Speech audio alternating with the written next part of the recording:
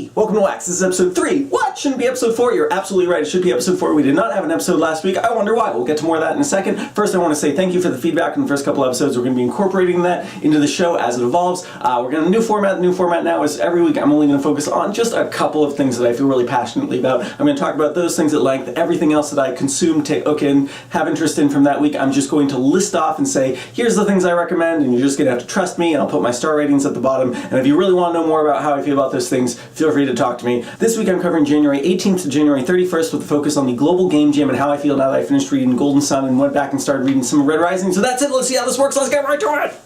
Video games. So, the Global Game Jam. Why wasn't there an episode last week? Because I literally had no time. On Friday the 23rd, I left my office early, got down to the NYU Game Center at 5 p.m., found a team, we're given this prompt. The prompt this year was, what do we do now? And my team had 48 hours to design a game, and I was staying with my friend in Washington Heights, and it was nothing but making this game for the entire weekend, and everything went crazy, but it was a ton of fun. So I really wanted to do a VR game, and what that meant was some very interesting constraints, because, you know, basically it fits into a little thing like this. This is what helps you turn around. You have a little switch here that controls, you know, like buttons, but you only have one button, that's the thing. So we had to think, okay, what's a game we can make that really lends itself to just spinning around? So something with a cockpit made a lot of sense, and then also this idea that, you know, you only would ever have to hit one button. So we set up, you know, a raycaster that comes out of your eyes basically, and whenever you're hovering over a button, you have an option to click it, and you can click it.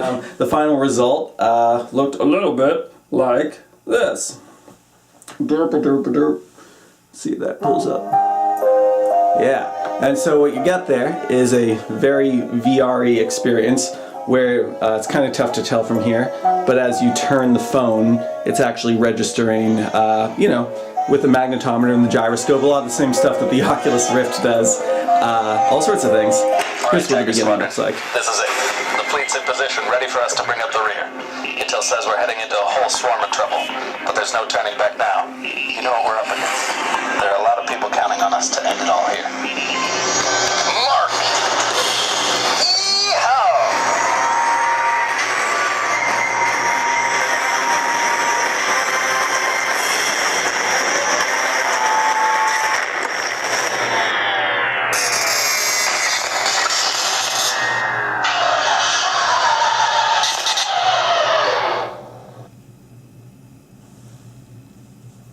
And then, you know, once you're trying to repair your ship, it's basically a big puzzle game. So that was really fascinating, and we were nominated for Best Game Visuals and Best Game Audio, and we won for Best Game Audio, which was fantastic. And our prize, I guess you could say, was Thursday at the NYU Game Center. We got to have like a big play test with all sorts of people from, you know, the industry and from the school come in and try out our game. So not only did I have no time to make a video last week during the weekend, but then I spent most of the week trying to finesse the game and add little features that I wanted to have, like a score and some asteroids. So there were some stakes, like you had to get your weapon systems up and running really quick so you could destroy asteroids that were coming at you. So the way we interpreted this prompt, what do we do now, was we ended up creating a game where you were basically a spice pilot with a fleet, and you're all about to go off into battle, and your commander's getting you all hyped up, and you know, you get this impression that like a lot of people you care about have died and you're going to avenge them, and you're all dialed in for warp, you're about to go into hyperspace, everyone goes into hyperspace, and your ship just breaks.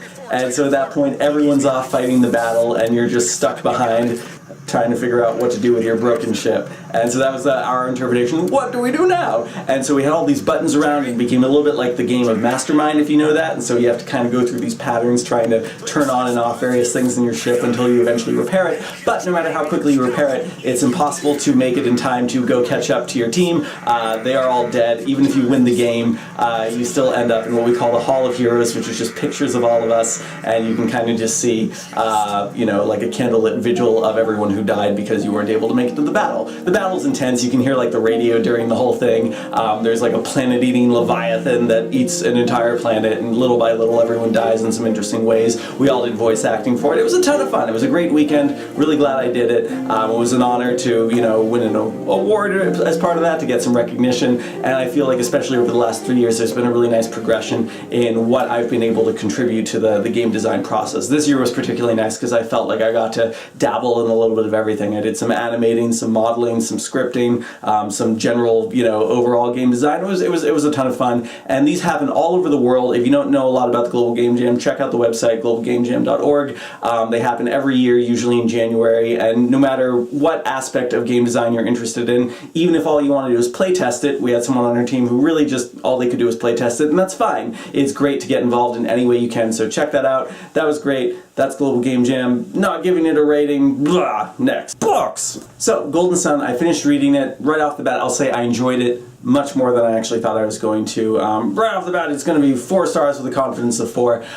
What I think this book benefited from that the first book did not have is the first book for me felt very formulaic. As I've said, a lot of it just felt like rehashes or slight twists on plot lines, characters, elements I was already very familiar with from other worlds that I thought had done a lot of those things better.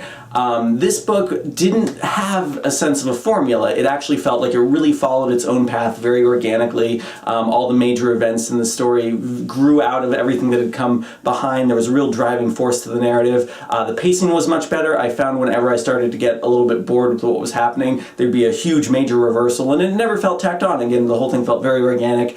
The ending, I'll say this. I think everyone knows a lot of characters die in this book. Very few surprises for me. Even some of the big reveals toward the end, I kind of saw some of them coming, but that doesn't mean I wasn't satisfied by them. It's okay for something to not be a surprise as long as you feel like it was earned, because sometimes the anticipation or the dread of something can be even more powerful than having something come out of nowhere. So anyway, I don't want to really spoil anything from the book. I do recommend you read it, and here's an interesting thing. I'm finding now that going back through and reading the first book, I'm projecting more depth onto the characters now. Like a lot of these characters that I didn't care so much about in the first book or just felt very stock, archetypal, because of the way a lot of them develop in the second book and become more interesting, even though they didn't have that development in the first book, I went back and I'm actually enjoying the first book a lot more now because I'm able to kind of see the arcs of some of those characters, some reveals you get in the second book of what they become. It makes it a much more interesting read. So that sounds strange. So I guess I'd say, so if anyone reads the first book, has a similar reaction to me where they're kind of like, meh, read the second book and then go back and read the first book again. I think you'll get a kick out of it. I think Pierce is doing some great stuff here. I'm looking forward to the next book. It's going to be called Morning Star. It's going to be called Morning Star, which is kind of funny because that was like a big thing in Parks and Recreation over the past couple weeks. Totally different thing. Anyway, I totally recommend you check it out. I don't have Golden Sun handy here, but Red Rising, Golden Sun, check it out. 4 stars, confidence 4. Yeah. Here's my reaction to the end of Golden Sun. What's in the box?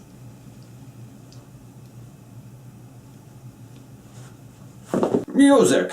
Chad Stokes' new album, The Horse Comanche, just came out. It's really fantastic. I highly recommend it. Something really cool he did, he took a bunch of songs that he was working on what he called the Living Room Tour over the past couple of years, which were like little mini concerts where he was just going over to people's houses, invited of course, and had little like 20 to 50 person shows, kind of testing out the material, very relaxed, just, asking people what they thought of certain lines, things like that, talking a little bit about the background. Very cool guy. I love everything he does. Also check out State Radio, also check out Dispatch. Chadwick Stokes. Awesome.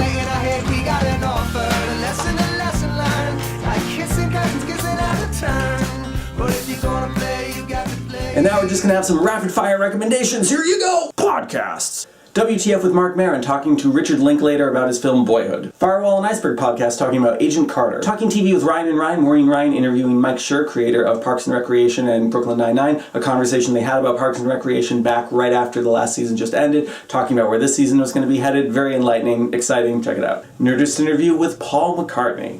Very cool. Movies. Boyhood. Documentary on Netflix called Living on a Dollar. Beauty and the Beast. Disney version. Not the extended, just watch the original. TV. Parks and Recreation having a great final season. Girls. Archer. The Daily Show. The Nightly Show. Togetherness. Key and Peele. Scandal fell off the bandwagon for a while, but the first new episode of the year, Run, a lot of fun. Quick TV news. Casting for season 3 of Hannibal looks great. Richard Armitage, Thorin Oakenshield, guy from North and South, playing Francis Dollarhide, played by Ray Fiennes in Red Dragon. Fantastic character, fantastic actor. That's going to be great. Gillian Anderson is a season regular, cast regular. That's going to be fantastic. And Nina Ariadna playing Will Grimm's wife, Molly. That's actually really fantastic casting. My wife and I saw a play on Broadway called Venus and Fur that starred Hugh Dancy and Nina Ariadna as like a really interesting couple dynamic. They're both fantastic in it, so that's a great pairing right off. Written by David Dives. Amazing playwright. Early reviews for Better Call Saul are fantastic. I can't wait for that show. I'll probably be talking about that next week. Okay, that's it for this week. Things are going much quicker now. That's great. If you want to know anything more about anything that I touched on very briefly, just let me know and I'm happy to discuss more of it. Not sure what I'll be talking about next week. Something really interesting though is a lot of the stuff I learned during the Global Game Jam last week I'm actually going to be implementing this week because I have to put together a bunch of VR stuff for my boss going to London for a theater we're doing there, so I'll be curious to actually talk a little bit, whatever I can, about how that turned out and that translation from the world of games over to the world of phone VR, that kind of thing. Videos this week. If you're a Breaking Bad fan, check out this analysis I did of the pilot, Tohajali, and Ozymandias and some of the things they all share in common. It was just a fun little outlet. I thought those episodes were all so well constructed and it was cool to see the way they worked together. 1 Minute with Dr. Hauskluber. No explanation. All I'm going to say is this was actually for a school assignment. Check it out. Very weird.